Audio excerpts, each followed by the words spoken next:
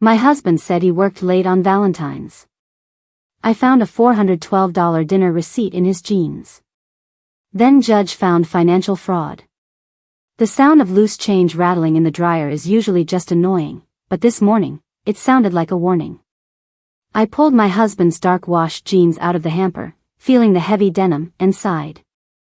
Mark always forgets to empty his pockets. I reached in, expecting to find a few quarters or maybe a gum wrapper. My fingers brushed against something stiff and crumpled. Paper. I pulled it out. It was a receipt. A thermal printed slip from a restaurant, slightly faded from body heat but still legible. I smoothed it out on top of the washing machine, intending to just toss it in the trash. Then I saw the logo. Trattoria Bella Notte. My breath hitched. That was the fancy Italian place downtown. The one with the white tablecloths and the 6-month waitlist. The one we went to for our 5th anniversary, where the waiter scrapes the truffles tableside. I looked at the date. February 14, 2026. Saturday. Valentine's Day. I frowned.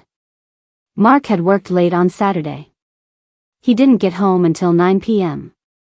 He walked in looking exhausted, tie loosened, holding a bouquet of grocery store flowers and apologizing profusely about the crisis with the Henderson account.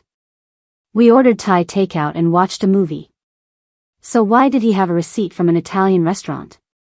Maybe he grabbed lunch? I looked at the timestamp. Check closed, 5:30 p.m. 5:30 p.m. At 5:30 p.m., I was texting him, asking if he wanted me to save him some lasagna.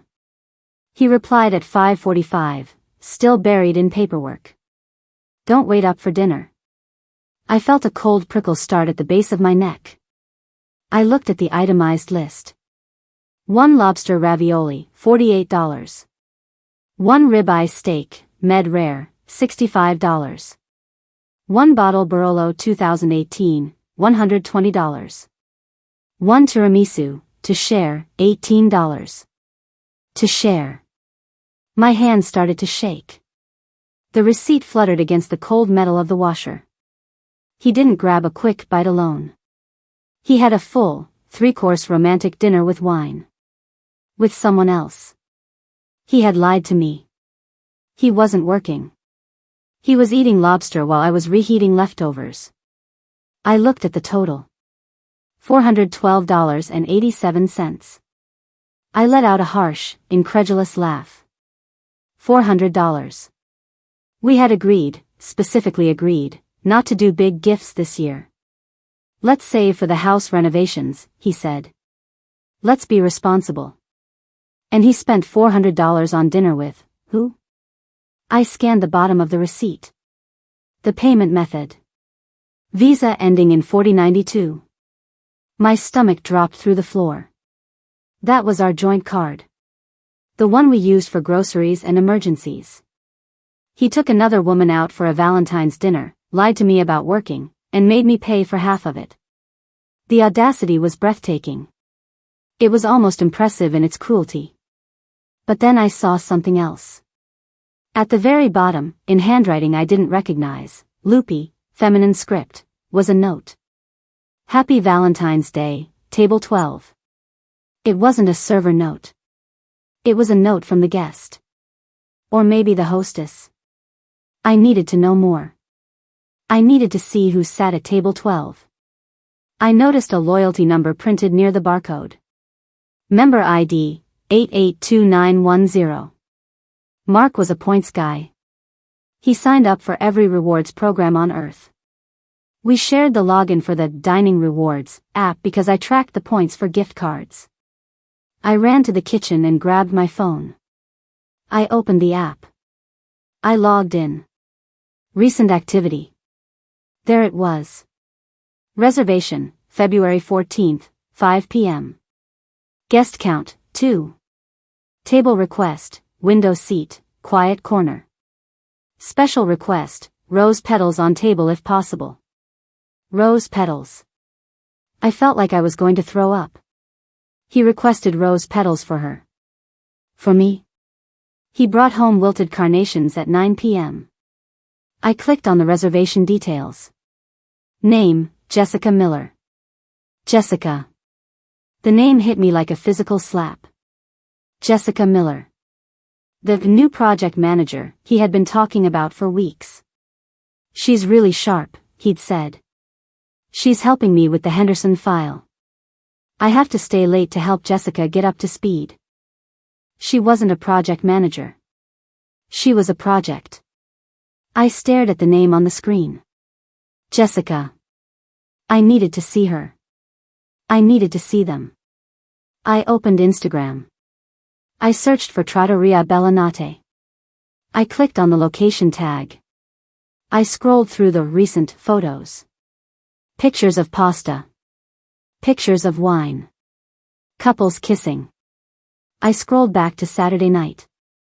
I found a photo posted by a food influencer. Best carbonara in the city. #yum. The photo was of a plate of pasta, but the background was clear. Behind the influencer, slightly out of focus but visible, was table 12. The window seat. I zoomed in. There he was. Mark. Wearing the blue shirt I ironed for him that morning. He was leaning across the table, smiling, a genuine, warm smile I hadn't seen in months. And across from him was a woman. Brunette. Wearing a red dress that looked expensive. He was holding her hand. His thumb was stroking her knuckles. The timestamp on the post was 6:02 p.m. I switched apps. I opened my text thread with Mark. Saturday, 6:15 p.m. Mark, still at the office. Might be here all night. This file is a nightmare. Love you. He texted me, love you, 13 minutes after holding his mistress's hand. He texted me from the restaurant bathroom, or maybe from under the table while she was eating tiramisu. He lied with such ease. With such casual, practiced efficiency. I sat on the kitchen floor. The cold tile seeped through my leggings. I felt numb. But the numbness was quickly replaced by a burning, focused rage. He used our money. He used our time. I thought about the money again. $400. It wasn't life-changing, but it was significant. Wait. Money. I remembered something. 2 weeks ago, Mark had been weird about the mail. He snatched the 401k statement out of my hand before I could open it. I'll file it, he said. I stood up. I walked to the filing cabinet in the office. It was locked. Of course it was locked. I didn't have the key. But I had a bobby pin. I watched a YouTube video once. It took me 5 minutes of frustrating jiggling, but the lock clicked. I pulled the drawer open. I found the folder marked retirement. I opened the latest statement. Withdrawal notification. Date, January 30th, 2026. Amount, $8,000. Type, hardship withdrawal. Reason, unexpected medical expense. $8,000. We didn't have a medical expense. We had insurance. We were healthy. He stole $8,000 from his retirement, our future, to fund, what? An apartment for her? Gifts? A trip? I looked at the date.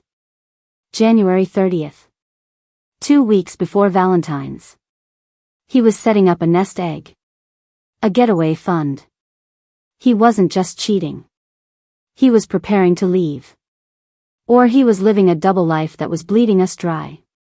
I took a photo of the statement. Then I went back to the receipt. I needed one more nail in the coffin. I looked at the bottom line. Server, Danny. Danny. My cousin Danny worked at Trattoria Bella Notte. I had forgotten. He picked up shifts on weekends. I grabbed my phone. I texted Danny. Me, hey Danny. Weird question. Were you working Saturday night? Danny, yeah, it was a madhouse. Why? Me, did you serve table 12? Around 5:30? Danny, table 12. Let me think. Oh. Yeah. Mark was there. My heart pounded. Danny, I almost came over to say hi, but he looked intense. Serious conversation. I figured it was a work thing. Was that the project manager lady? Me, yeah. Jessica. Danny, she seemed nice. He told me you couldn't make it. Said you were visiting your mom. I comped the dessert for them. Sorry you missed it. He said you couldn't make it. Visiting your mom. He lied to my cousin. He used my family to cover his tracks. He told Danny I was out of town so Danny wouldn't ask why I wasn't there on Valentine's Day. Thanks, Danny, I typed, tears blurring my vision. I had everything. The receipt. The credit card transaction. The Instagram photo. The 401k withdrawal. The witness testimony. It was a royal flush of betrayal. I looked at the clock. 11 a.m. Mark was at work. I walked to the bedroom. I packed a bag. Just the essentials. My jewelry. My passport. My laptop. I called my lawyer. I had consulted with her a year ago when we had a rough patch, just to know my options. I need to file, I told her. Today. Emergency motion to freeze assets. He's draining the accounts. Send me the proof, she said. I emailed her the photos. Then, I sat down on the edge of the bed. I needed to send one more message. I opened my text thread with Mark. I attached the photo of the receipt. I attached the screenshot of the Instagram story with him holding her hand. I attached the photo of the 401k withdrawal. I typed. Me, I found the receipt in your jeans. I saw the Instagram post. I know about the $8,000 loan. And I know about Jessica. Hope the lobster was worth half your retirement fund. Lawyer up, Mark. I'm taking the house. I hit send. Then I blocked him. I walked out to my car. I put the bag in the trunk. I drove away. I didn't go far. I parked at a coffee shop down the street. I wanted to watch the fallout from a safe distance. At 11:15 a.m., my phone started getting notifications.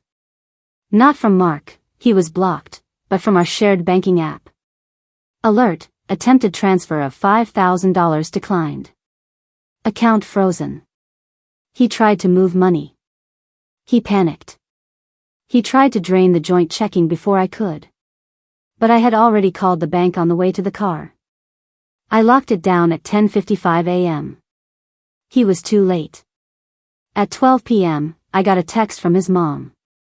Linda, Sarah? Mark just called me crying. He says there's a misunderstanding. Please call him. I didn't reply.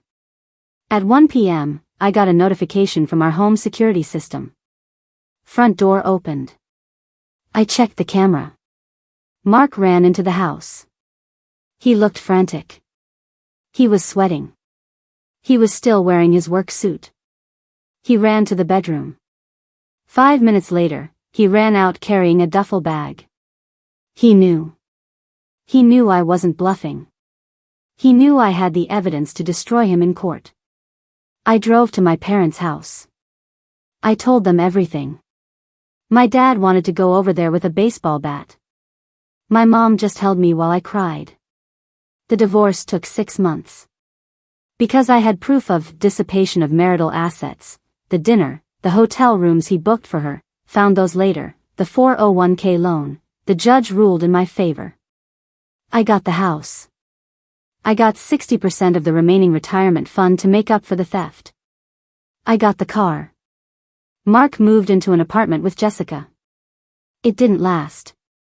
Turns out, when you build a relationship on lies and stolen money, the foundation isn't very strong. She left him 3 months later when she realized he was broke and paying me alimony. The best part? A week after I left, I found something in his car while I was cleaning it out to sell it, part of the settlement. Under the passenger seat, crumpled up, was another receipt.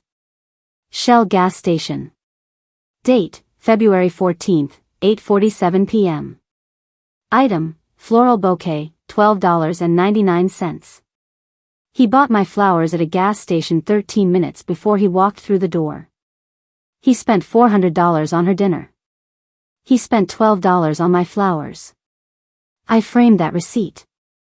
I keep it on my desk. Not to be bitter, but to remind myself of my worth. I am worth more than a gas station bouquet. I am worth more than a lie. And I am certainly worth more than a lobster ravioli shared with a mistress. So, tell me. Am I the monster for freezing our assets and leaving my husband homeless after finding a receipt, or did he just pay the bill for his own destruction? If you have made it this far and want to see more videos like this, then kindly subscribe and turn on notifications so you may never miss another story like this.